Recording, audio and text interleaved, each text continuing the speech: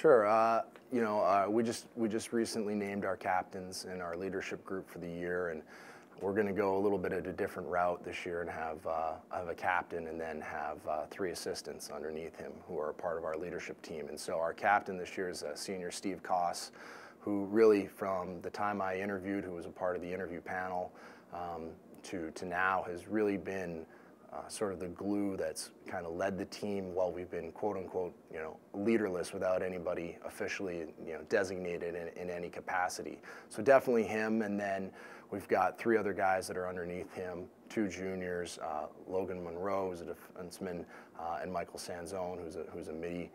Both bring different things. Logan's a high energy guy, and Michael's an ROTC guy who's very, got that military mentality. He's a yes sir, straight-laced, and very direct about everything.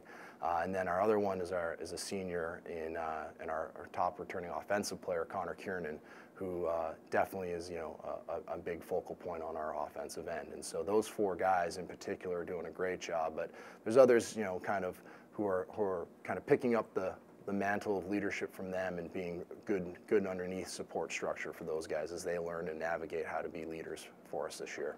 I think we want to reflect sort of the Western New York, Buffalo mentality of just of a blue-collar work ethic.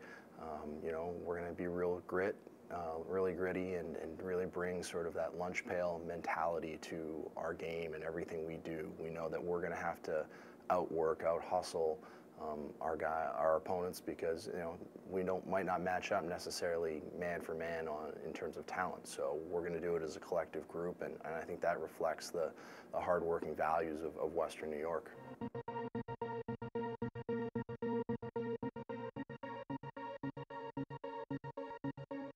Well, I owe a huge debt of gratitude to John Basti, who I worked for at Sacred Heart for the last 4 years, because he gave me a huge opportunity to really be a part of all the decision making, which allowed me a chance to kind of grow and feel comfortable about taking this opportunity. But definitely spending time around Coach Tierney when we used to live in Colorado, and helping him with his LXTC program, and knowing their whole staff, Coach Sheridan at Cleveland State, Coach Ray, who's a former teammate of mine in Canadian junior box lacrosse, and the under-19 Team Canada.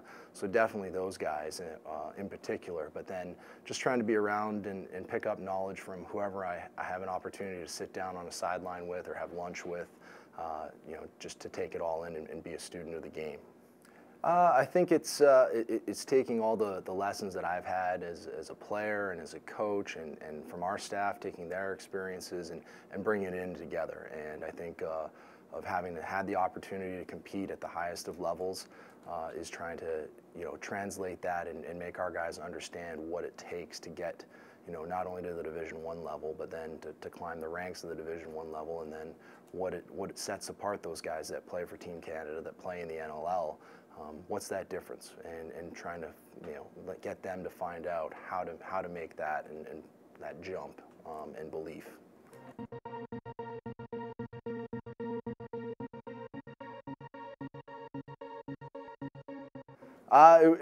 It's neat. It's something that coming from Canada, it's a very similar country, and I didn't have to escape oppression or anything like that, but seeing some people who came from some other areas of the world where this opportunity to have the freedoms and everything that America provides and the opportunities, it was pretty neat to see the emotion on some other people's faces yesterday when I was there in the courtroom. But for myself, I think it's neat. It represents an opportunity and something that I can use as I think a good learning tool for my daughter as well, who now I just got to convince her to get her Canadian passport when she's older, but trying to negotiate with a 7-year-old is a little bit tougher.